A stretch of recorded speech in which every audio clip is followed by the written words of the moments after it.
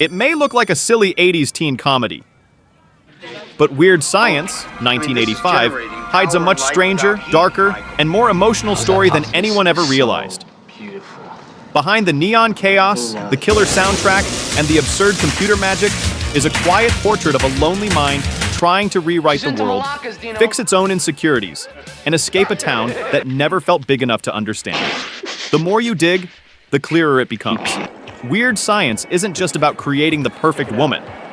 It's about confronting the imperfect truths we try hardest to hide. In today's video, we're uncovering 13 bizarre secrets that will change the way you see Weird Science, 1985, forever. If you're ready, hit like, subscribe, and let's jump straight into part 1. Part 1. A bedroom wish and the feeling of being judged by the whole world. In that cramped bedroom, the green computer screen isn't just a tech toy. It's the only door into a universe where the powerless can control everything. John Hughes wrote the script in just 2 days, as if a wave of teenage chaos poured straight onto the page without passing through any adult filter.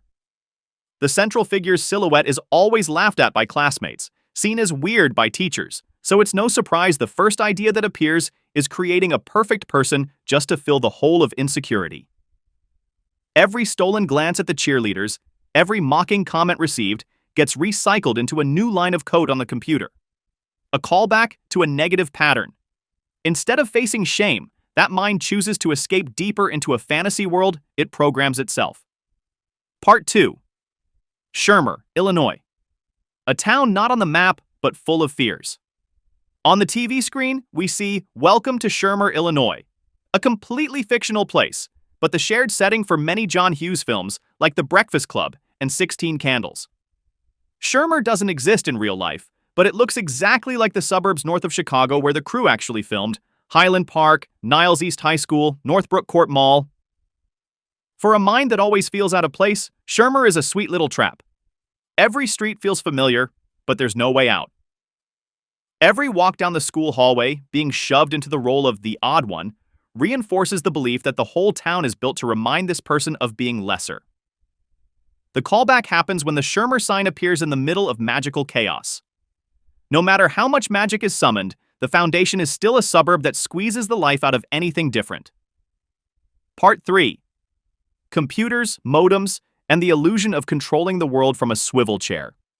In the 80s, home computers were still new. Yet here a weak processor, a screaming modem, and a few goofy posters are somehow enough to bend the laws of physics. Hughes's 2-day script feels just like the 2 sleepless nights the central figure spends next to the computer, believing that typing the right commands will make bullying stop. Every time the program crashes, every time the modem squeals, that mind pushes the limits farther. Hacking military systems, controlling electricity, calling down storms, all to forget that tomorrow's classes still mean facing the smug stares of the jock crowd. The negative pattern repeats. The more powerless in real life, the stronger the urge to control everything on the screen, until the line between just a game and dangerous behavior starts to melt away. Part 4. Comic book origins and the feeling of being just a hand-drawn character. The film was inspired by the short story Made of the Future, published in the Weird Science comic magazine in 1951 from the pre-Comics Code era. From the central character's point of view, having that inner life simplified into a few comic panels, weak kid plus computer plus magic equals pain, turned into comedy, feels like another cosmic joke. The sense of being treated as a side sketch existed long before Lisa appears. Every time the screen fills with scanned magazine images, every curve and idealized face dragged and dropped, it's a callback to the belief of being just a rough draft. If the world only values flawless archetypes, then the only way not to be left behind is to draw one and hide behind it. Part 5. Lisa, not just a fantasy, but a mirror for ugly confessions. On the surface, the created figure is a goddess, meant to compensate for every shortcoming. Beautiful, powerful, confident, able to command both adults and biker thugs. But John Hughes writes her more like a strange teacher than an unconditional gift. Every time the teen mind tries to use Lisa as a tool for revenge against former tormentors, the response is always a harsh but necessary lesson. Wrecking bathrooms, summoning biker gangs into the house, flipping all the lies upside down. The negative pattern, using new power to humiliate others, is exposed by the very magic that was meant to enable it. The callback lies in this. The more the central figure treats Lisa as property, the more they are forced to stare at the selfishness, cowardice, and craving for control that gave birth to this wish in the first place. Part 6. The party, the biker gang, and nightmares spilling into the living room. The film's climax is the out-of-control party when a biker gang bursts in, led by a familiar face for Mad Max fans. Vernon Wells in a costume almost identical to his character Wes. For the central character, this is where the line between fantasy and nightmare disappears completely. A creature from a violent movie crashes straight into their suburban living room. Every earlier moment when that mind laughed off danger, bragged about what magic could do, was a brick in the road to this situation. The callback is clear. The habit of solving social frustration with chaos, calling in magic whenever stuck, eventually makes chaos the uninvited guest of honor. Only when pushed to the edge of panic does the character understand that not every form of violence can be switched off with a power button on the computer. Part 7.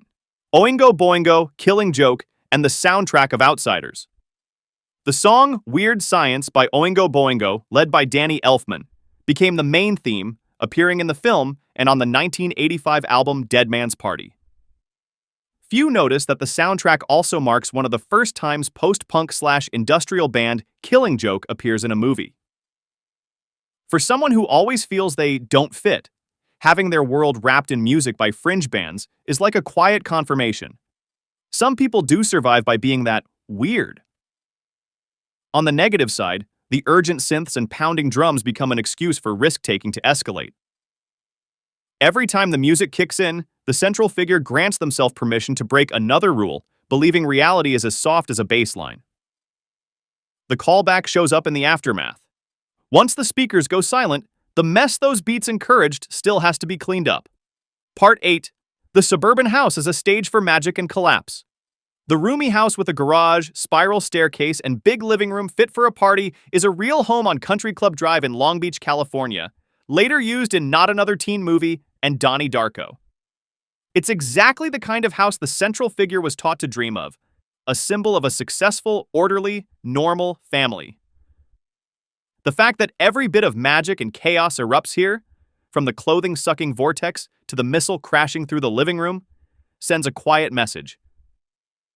The neat surface of suburbia can shatter with one push of a button. Each time the teen scrambles to clean up and hide the damage from adults, it's a callback to the habit of living in two worlds. Obedient on the outside, explosive inside. The house isn't just a set. It's a witness to every time the character chooses to lie instead of telling the truth. Part 9. Deleted pig and donkey scene. When punishment gets watered down. Few viewers know there was a shot, later cut, where the two bullies are swallowed by a colored storm cloud outside the house and transformed into a pig and a donkey, with full prosthetic makeup. Producer Joel Silver removed it, feeling it weakened the later transformation of Chet. On an inner level, that choice leaves something odd. The people who hurt the central figure most directly get partly spared, while the larger, more dangerous presence, the authoritarian military older brother figure, takes the full hit. The negative pattern of aiming anger at easier targets repeats as a callback. Instead of confronting the truly frightening systems, school, parents, a culture that despises the weak, the story channels punishment towards someone who can be easily reversed in a goofy scene. Part 10. A 2-day script and the feeling that everything is sliding downhill. Hughes finishing the script in 2 days isn't just a fun trivia fact. It mirrors the story's pace. There's no time to think slowly. The central figure barrels through a single weekend, going from a rejected nobody to someone who has it all so fast that the mind never catches up. Every decision, summoning Lisa, throwing the party, facing the bikers, comes from reflex rather than reflection. The negative pattern here is solving emotional spikes with extreme actions, then promising to deal with it tomorrow. The callback is clearest in the final scenes. The house is fixed, everyone forgives, but nobody knows whether this mind has learned to pause and think first, or will keep living by the same impulse of want it, do it now. Part 11. From modest box office to cult status for Misfits.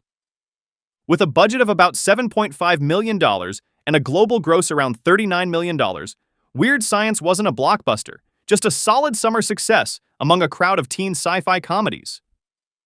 Over time, though, it became a cult film, beloved by people who once felt strange, misunderstood, and half in love, half annoyed with 80s pop culture. That journey mirrors the character's inner path, never fitting the good-looking, good-hearted role model formula, yet clinging tightly to the memories of those who once felt the same. The callback appears in a familiar loop, at first dismissed as dumb, later re-examined as a weird mirror reflecting the insecurities of a whole generation that grew up with computers, new wave music, and unnamed daydreams. Part 12. Fake science and the gap between fantasy and growing up scenes of hacking military systems, controlling weather, and creating matter from magazine images clearly can't happen in real life. Even later science shows that tried similar ideas demonstrated how unrealistic they are. But that unreality is exactly what reveals the gap between what the central figure wants science to do and what maturity really demands. Every time magic cleans up a mess, picking up trash, wiping memories, fixing a house, it's a callback to skipping the hard lessons, learning to apologize, to talk things out, to accept rejection. If every crisis can be reset with an electric surge, there's no reason to take responsibility. The film becomes both a colorful wish fulfillment fantasy and a gentle warning. Using science as an emotional escape instead of building life skills doesn't open adulthood. It just stretches childhood out longer. Part 13. A conflicting legacy and the unanswered question after the laughter. Today, Weird Science is seen in two completely different lights. Some treat it as a classic teen sci-fi comedy, fun, full of 80s flavor.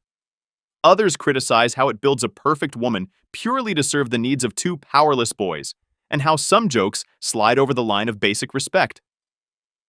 From the inside, those critiques are the natural continuation of the negative callbacks running through the film. Treating others as tools. Using magic to force adults to change. Leaning on chaos to dodge real conversations. When the credits finish rolling, one question still hangs in the air. If one day the magic disappears, when there's no Lisa to fix everything, will that mind behind the keyboard have the courage to leave the bedroom, step into the real world, and learn to exist without needing weird science just to be itself?